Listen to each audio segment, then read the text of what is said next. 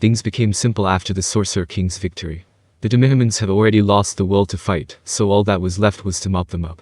There were practically no casualties on the side of Holy Kingdom, but the ground was littered with Demihuman corpses.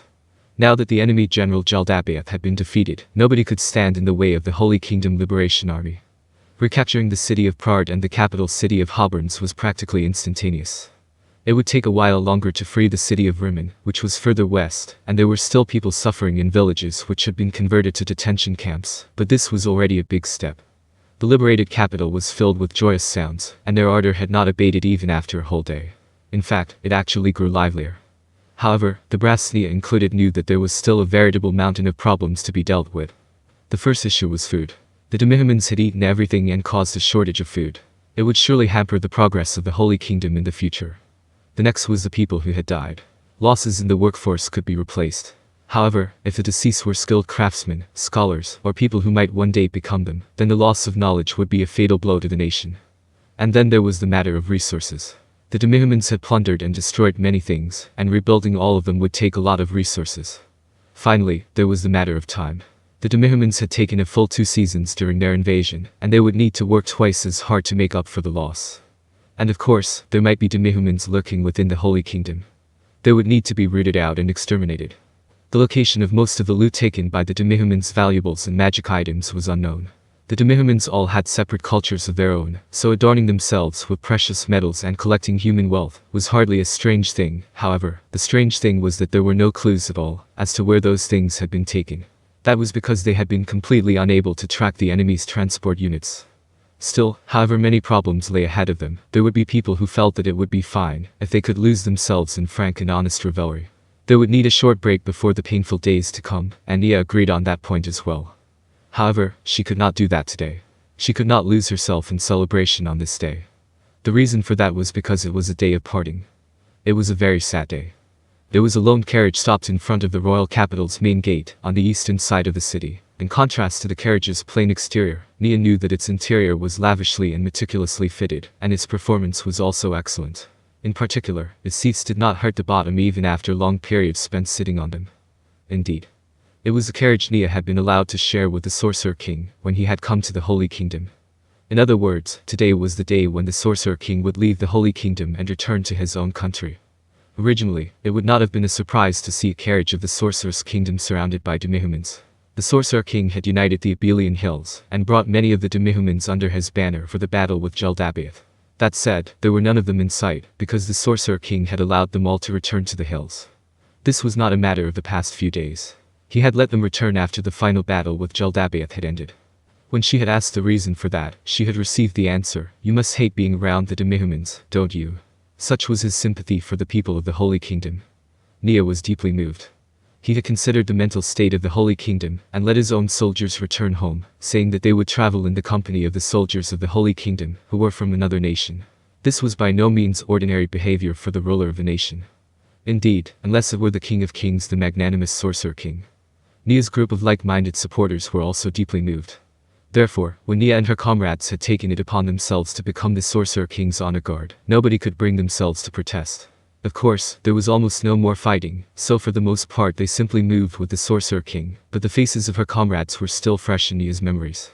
She remembered their joy at being able to walk with the person who had saved them, their pride at being able to accompany the hero who had defeated Jaldabaoth, and then the bliss of being allowed to stand by the side of the king they so admired. Their faces all blended these differing emotions. They were nowhere in sight today. All she could see were the walls and the main gate of the Holy Kingdom's capital, and then the street leading to Prard which continued on to the Sorcerer's Kingdom. "Are you going back today, Your Majesty?" The people are all abuzz with joy after the liberation of the royal capital. "I feel it would not be out of place to have Your Majesty join us for the next few days, in a Thanksgiving festival for the person who was the biggest contributor towards taking back the capital within a few days." She had asked that question several times in the past. She would probably get the answer she knew she would receive, that he was heading home. Even so, she still had to ask it again. It was probably the work of Nia's feminine side. "I'll be returning to the Sorcerer's Kingdom today. I'm not confident in my ability to deal with ceremonies." As the Sorcerer King muttered to himself, he made a very exaggerated movement, like a comical shrugging of his shoulders, perhaps because he knew Nia would feel distressed if she took his words to heart. "Surely you jest, Your Majesty." "You moo, well, yes I was just kidding." "Yes, kidding." In truth, I've done everything I came here to do. Thus, there is no need for me to stay here. I also need to guide the development of the Sorcerer's Kingdom in my capacity as its king. If I leave the throne for long, my Prime Minister Albedo will scold me. Nia's mind conjured up the visage of the world-class beauty she had seen but once. She was a woman whose beauty made her unforgettable. Surely she can't be that scary when she gets mad, or is she scary when she gets mad because she's beautiful? Well, I don't think that's what His Majesty meant. It's a little hard to imagine someone as pretty as that getting angry. Still, I'm envious. Being allowed to speak to him like that, because she was close to him, was something that Nia desperately wanted, yet could not ask for, which made her very envious. How happy would Nia be if she heard the Sorcerer King she so respected tell others Nia will scold me or something like that? Is that so? Still, it is a shame that there's nobody to send off, Your Majesty, given that you saved this nation. The Sorcerer King's decision to go had been a sudden thing. The fact that there was nobody to send him off told a sad and lonely story. I already told Prince Caspian that it would be troublesome if the festival was too lavish. This nation will be facing a lot of difficulties from now on. Rather than waste resources and manpower on sending me off, I'd rather have them use it on rebuilding the country. Your Majesty. Why did he have to go back? If she clung to his feet and made a big scene of weeping, she could probably delay his return to his nation by a week. While she keenly felt the desire to do so, she bore with it. She could not act spoiled around the most merciful Sorcerer King. It's not because I want to act like some kind of big shot, it's just that this country really has nothing left, yes, like wealth. Well, I thought that asking them to leave a bit more might be good. What I mean to say is, yes, I would like you all to not mind me and keep working hard. Also, look, the stability of your country will be good for the Sorcerer's Kingdom too, as neighbors. There will be trade between us and so on in the future, yes. So he had sensed what Nia was thinking, and he was fumbling to comfort her. While he was typically very cool and stylish, he sometimes spoke in a way that made her worry for him. Thank you very much, Your Majesty. Oh? Don't worry about it. I came to this country for Jeldabaeth's maids, after all. And now. The Sorcerer King patted Shizu, who had been standing beside him all this time, as though she were trying to mask her presence on the back. And now I have them, so it was worth coming to this country. Nia felt it was a little embarrassing that the Holy Kingdom could not give the Sorcerer King anything. The Sorcerer King had gained Shizu the maid demon with his own strength. Nia and everyone who shared her beliefs felt the same way.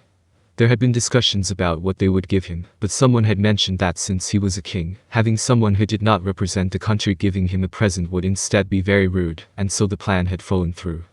At the very least, Nia had hoped that Caspian would make some concessions on a national level, or sign a treaty which was favorable to the Sorcerer's Kingdom. If you so desire, I can resurrect your parents with a grand spell that can only be used once every year, you know. Thank you very much, Your Majesty, but there is no need for that. During the liberation of the capital city, one of the prisoners had witnessed Nia's mother fall in battle. She had heard of her mother's valiant last stand from him. Surely she would not be angry even if she was not resurrected. In addition, it was said that resurrection spells required extremely valuable materials as a material component, and Nia would be hard-pressed to afford those. Perhaps the most merciful Sorcerer King might supply them for free, but she could not keep relying on the Sorcerer King's largesse for her own sake. However, it would seem the Demihumans had disposed of the corpse, so she could not even bid her a final farewell, which was quite sad. Talking for too long will only make the parting hurt more. I ought to be going soon. Shizu, is there anything you want to tell Miss Baraja? Bye. Alright. Goodbye. Shizu extended a hand to Nia, who shook it.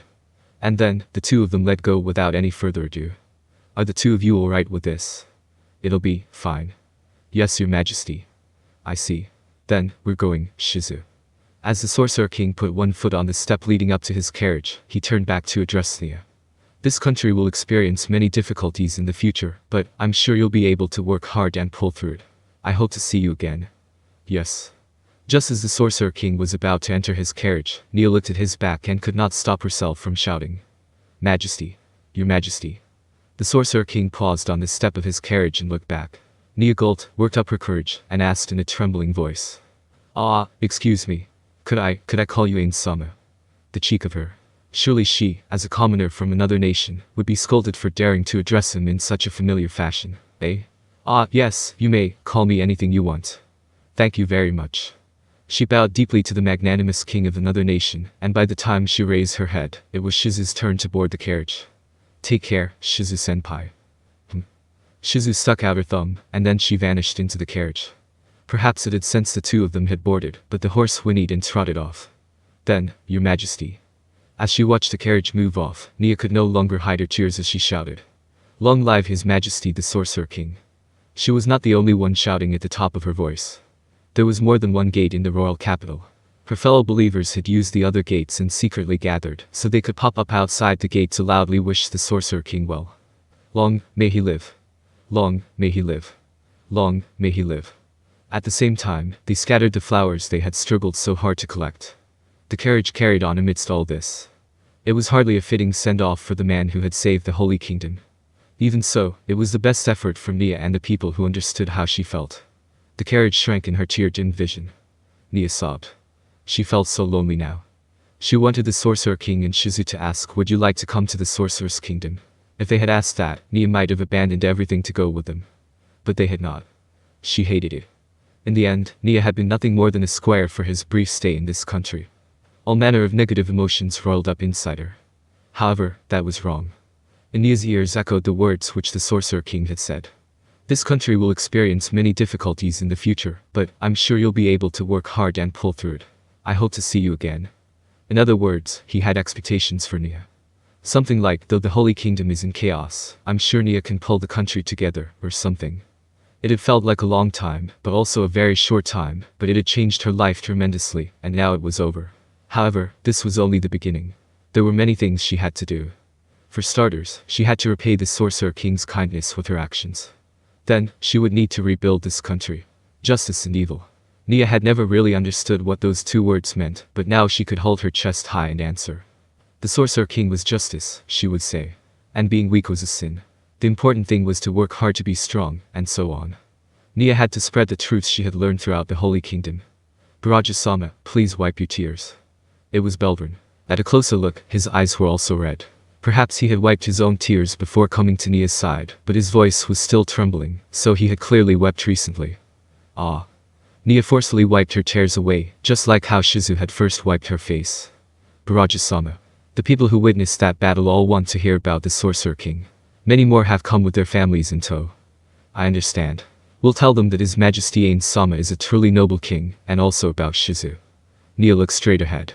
Goodbyes really are depressing. However, everyone, let's go. Let us spread the truth that His Majesty is justice to more people. Oh. Over 3,000 people shouted in unison, and then they fell into step behind Nia.